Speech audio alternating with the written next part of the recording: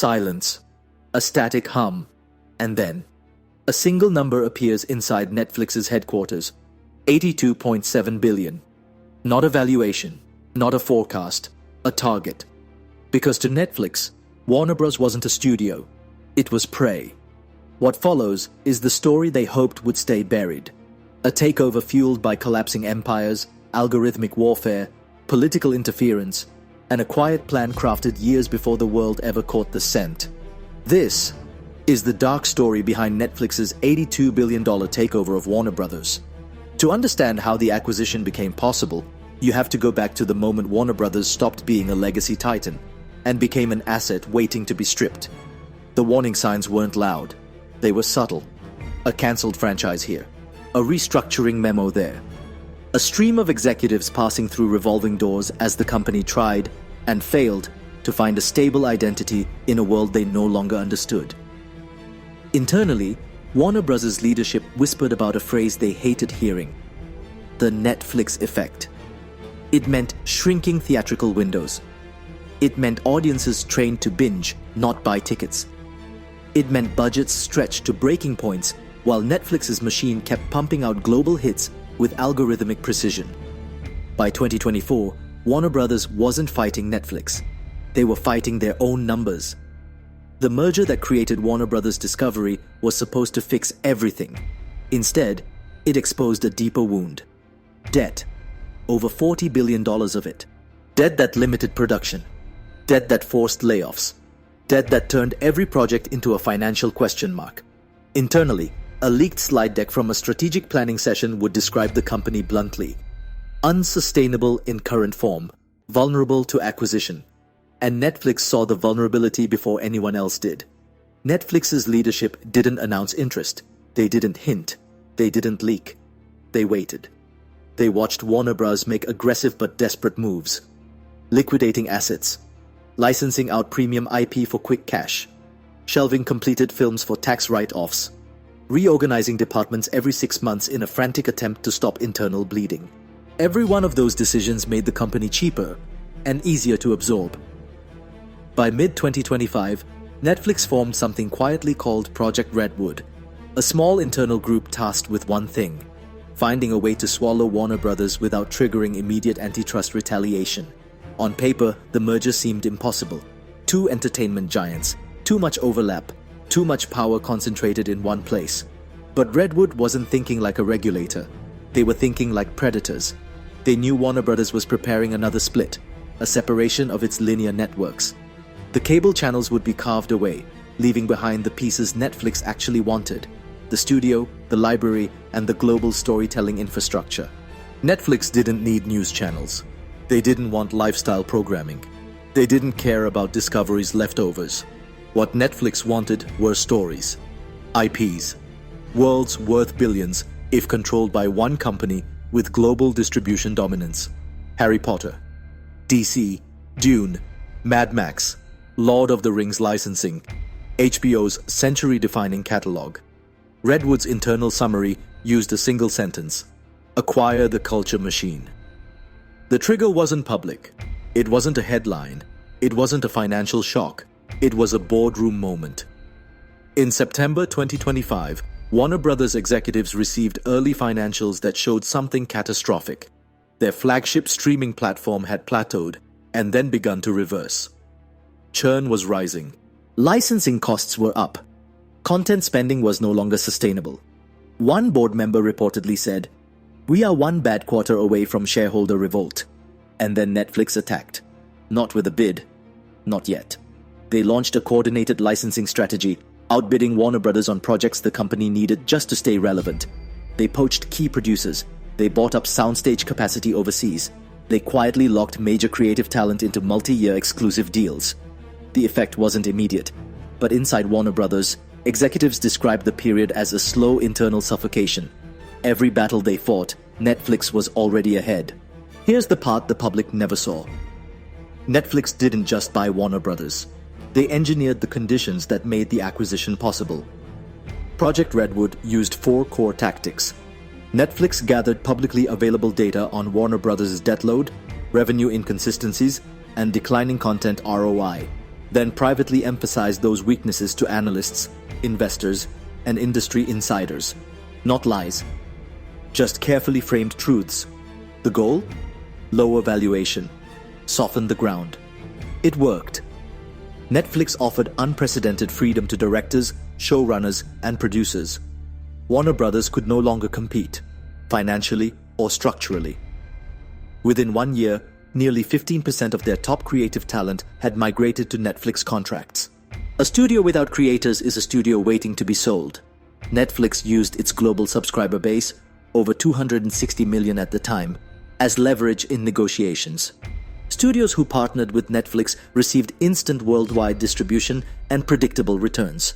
Studios working with Warner Brothers faced risk, delays, and budget cuts. Partners began defecting, then advertisers, then international distributors. Warner Brothers was isolated. This was the masterstroke. Before bidding, Netflix began a quiet charm offensive toward regulators, praising competition, supporting antitrust initiatives, and framing themselves as a content marketplace, not a monopoly. The optics mattered. When the bid finally came, it didn't look like domination. It looked like rescue. By early December 2025, Warner Brothers was cornered. Investors were restless, executives exhausted, debt accelerating, and then Netflix made its move, $82.7 billion. But the bid wasn't the real story. The real story was what came next. A political war, a regulatory knife fight, and the internal revolt that almost stopped the deal. And that's where Section 2 begins. December 5th, 2025. The announcement dropped without warning. Netflix, Warner Brothers, one of the largest studio acquisitions in entertainment history. To the public, it looked like an inevitable evolution. A consolidation everyone saw coming. The natural end of a streaming war. But inside the industry, it detonated like a bomb. Executives at Amazon, Disney, and Paramount were blindsided. Shareholders panicked. Analysts scrambled to rewrite their year-end forecasts. And Warner Brothers employees, they felt betrayal. According to internal messages that leaked hours after the announcement, one senior producer wrote, "We weren't acquired, we were surrendered." Inside Warner Brothers, not everyone agreed to the takeover. Two factions formed immediately. They believed the merger was the final nail in Hollywood's coffin. They warned of mass layoffs, cultural destruction, and creative homogenization under Netflix's algorithmic rule. They lobbied the board to reject the offer. They reached out to regulators. Some even contacted competing studios, hoping for a counterbid. They understood the numbers. They saw the debt. They saw the bleeding. Their internal argument was simple. It's Netflix or bankruptcy. Choose. The conflict grew so toxic that Netflix sent crisis consultants to stabilize the transition before the deal was even approved. And then came the politics. Because while Wall Street was still reacting, Washington went to war. Three groups immediately mobilized. Their first question was sharp. Is this the beginning of a monopoly? Netflix responded with an answer prepared months earlier. They argued that YouTube, TikTok, gaming platforms, and social media counted as entertainment competitors. Therefore, the acquisition didn't reduce competition. It was a tactical masterpiece, and regulators struggled to refute it. The Writers Guild and SAG-AFTRA released fiery statements. Their fear: a single megacorporation controlling the majority of premium American storytelling. A world where algorithms dictated narratives. A future where human creativity was secondary to data-driven predictability. Leaked union emails compared the merger to letting one company own the world's imagination. Certain lawmakers weaponized the deal for their own agendas. Some painted Netflix as a foreign-leaning tech giant undermining American culture. Others accused Warner Brothers' leadership of orchestrating a controlled demolition to enrich shareholders. The deal became a battlefield. And Netflix? They were prepared. Behind the scenes, Netflix executed a three-tier strategy designed to silence resistance and accelerate approval. Netflix expanded its lobbying budget overnight.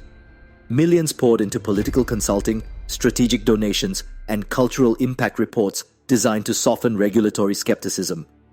One internal memo, later leaked, contained the line, "Frame this as an American win."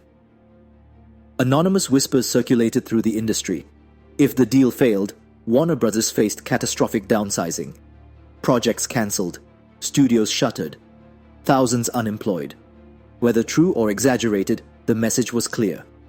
Oppose us, and the collapse becomes your legacy. Netflix reminded regulators that Hollywood wasn't just competing domestically. It was fighting streaming giants in China, India, and Europe. The acquisition, they argued, was essential for American cultural dominance. It was nationalism as business strategy, brutal and effective. Once Netflix secured initial regulatory traction, they moved with surgical precision. Warner Brothers employees expected integration. What they got was extraction. In the first 6 months, dozens of mid-level executives were removed.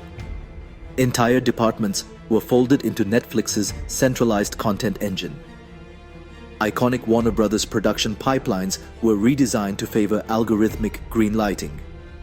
HBO's historical autonomy evaporated. Creative approval bottlenecks were replaced with predictive data models. Projects once protected by prestige were now subjected to spreadsheet survival. One former Warner Brothers showrunner described the new environment. It felt like working inside an optimization model. Every decision had to justify itself to an equation. Even the film slate changed. High-risk artistic projects faded. Global franchise expansion surged. IP mining became the default strategy. To Netflix, Warner Brothers wasn't a studio. It was raw material. Hollywood's response was panic. Paramount attempted a countermerger. Disney accelerated its international licensing deals. Amazon expanded aggressively into theatrical distribution. Everyone scrambled to avoid becoming the next acquisition target. For the first time in decades, creativity wasn't the currency of Hollywood. Survival was. In the end, the $82 billion takeover wasn't a triumph of innovation. It wasn't synergy. It wasn't destiny. It was a calculated hunt. Warner Brothers didn't fall because it was weak. It fell because Netflix learned how to weaponize weakness. It mastered timing. It mastered narrative. It mastered political pressure. And it mastered the art of appearing inevitable. The world will remember this acquisition as a business milestone. But inside Hollywood, the truth is whispered differently. Netflix didn't buy Warner Brothers, it consumed it.